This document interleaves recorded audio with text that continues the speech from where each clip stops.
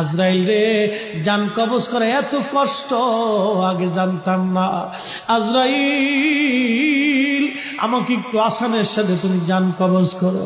আজরাইল বললেন, হুজুর, আসমানের নিচে জমিনের উপরে আপনার চাইতে সহজভাবে জান আমি কারো কবজ করি নাই। আল্লাহ আমার উপরে করা নির্দেশ, আমার হাবিবের জান কবজ হবে সবচেয়ে বড় আসানে।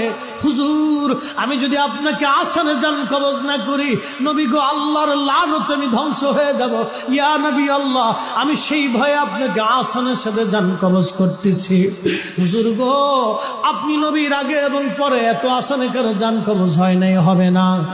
আল্লাহর নবী ডেকে বলে, আজরাইল, জান কবজ এত কঠিন, এত কঠিন, আমার কাছে কষ্ট হয়।